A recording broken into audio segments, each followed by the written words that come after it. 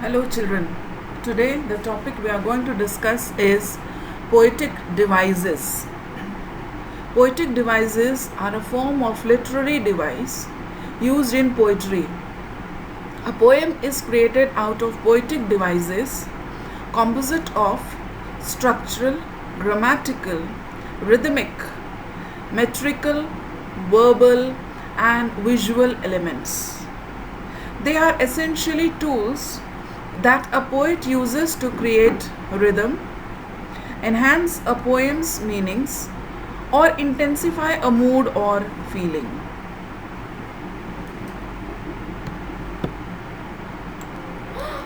Here are the names of some poetic devices: alliteration, allusion, anaphora, antithesis, assonance, ascendanton, consonance, enjambment, hyperbole, imagery, inversion, metaphor, onomatopoeia, oxymoron, personification, refrain, rhyme, repetition, simile, synecdoche, transferred epithet.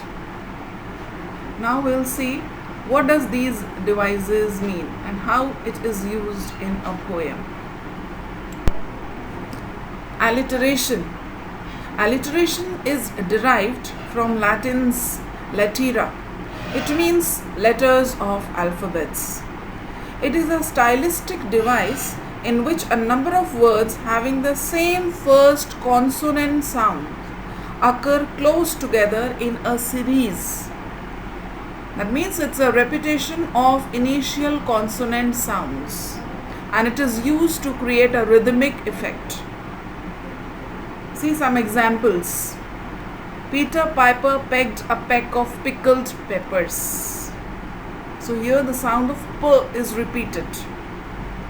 While I nodded, nearly napping, suddenly there came a tapping. Now here you can see this is alliteration used because it's a repetition. The repetition of initial consonant sounds are there. Some more examples. Like in class 10th poem, you have snake in class 10th. Now see these lines. And flickered his two-forked tongue from his lips and mused a moment, and stopped and drank a little more from the burning bowels of the earth. Burning bowels. Can you see? The use of sound B is coming. Burning bowels. So this is alliteration. His horsemen hard behind us ride. His horsemen hard. Here, can you hear the use of H sound? Now when we see, then who will cheer my bonny bride? Bonny bride. Here the sound of B is coming. So that is a repetition of consonant sound. So when repetition of consonant sounds at the start of two or more consecutive words are there, so that is known as alliteration. Allusion. It is a brief and indirect reference to a person, place, thing, or idea of historical, cultural, literary, or political significance. It does not describe in detail the person or thing to which it refers. It is just a passing comment, and the writer expects the reader to possess enough knowledge to spot the allusion and grasp its importance in a text. Now see here. It refers to, it's a reference or suggestion to a historical or well-known person, place, or thing. Some examples you can see. Like William Shakespeare in his poem Not Marble, Not the Gilded Monuments wrote, Nor Mars his sword, nor war's quick fire shall burn the living record of your memory. Your memory. Here direct, he is not passing, it's just a comment. And we as readers, we are expected to have enough knowledge to spot the allusion. Like here he is referring to Mars, who is the Greek god of war, and he is a well-known person. Here he is a god. Again, in the same poem, we find, so till the judgment that yourself arise, you live in this and dwell in lovers' eyes. Here, judgment. Can you see judgment? This judgment is what? It's the judgment day. It's a very important day in the Christian religion. They believe that God will judge the deeds of all dead people on this day. So these are illusions. Like normally also we talk. This place is like a Garden of Eden. Garden of Eden, it is an allusion to the Garden of God. Like suppose we say, hey, guess who's the new Newton of our school?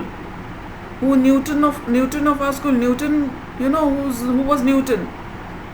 He was a famous scientist.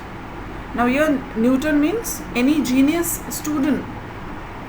Okay, so here in normal use also we use such terms which can be termed as illusions when we are giving a reference or suggestions to some well-known person, place or thing. The second example, the brook. I went about and in and out, with here a blossom sailing, and here and there a lusty trout, and here and there a grayling. So here use of and here, it's a beginning of, in the beginning of two consecutive lines. Again, what is the poetic device used here? It is anaphora. Like we say, every day, every night, and in every way, I am getting better and better. Again, it's an example of anaphora because every word is repeated. Again, if I say these lines, my life is my purpose, my life is my goal, my life is my inspiration. So again in these three lines you find my life. So what is the poetic device used here? It is anaphora. Simile. A simile is a figure of speech that directly compares two things. Now this is a very easy and a common one which you'll find in many of the poems.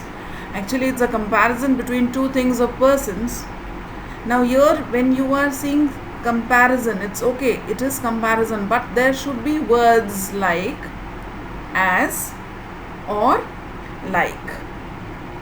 Now simile, it comes from the Latin word similes, which means similar, like.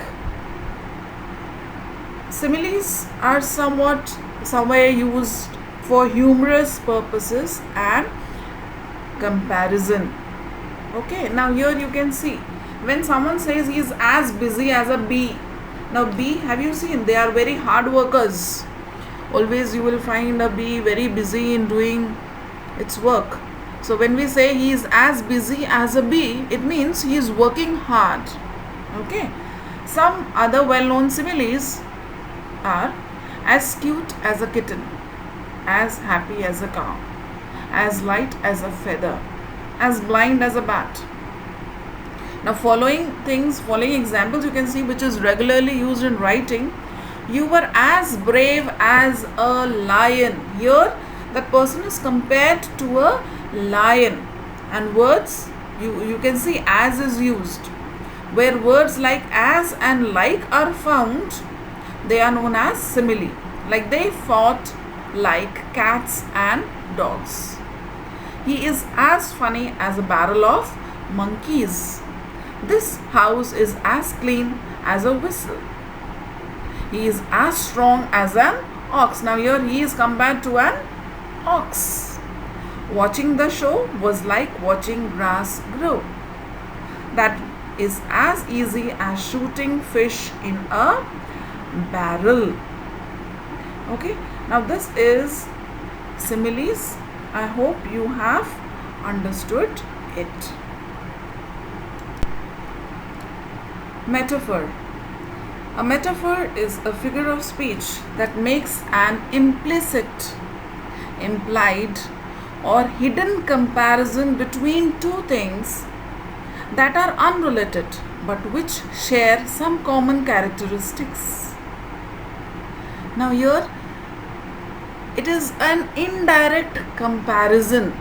Like in simile we had compared them by using words like and as. Here also comparison is there, but it is indirect.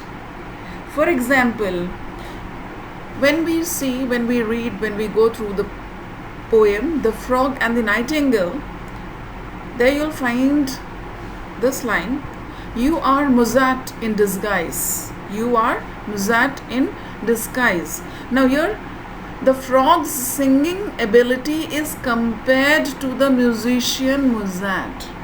Here also comparison is there, but it is not a simile. Why? Because you don't find words like is and like over here. But again comparison is there. This is indirect comparison. See again another example from the poem The Song of the Rain. The field and cloud are lovers. Here the field and cloud is been compared with lovers. Again there is a comparison done, an indirect one. That is why it is a metaphor.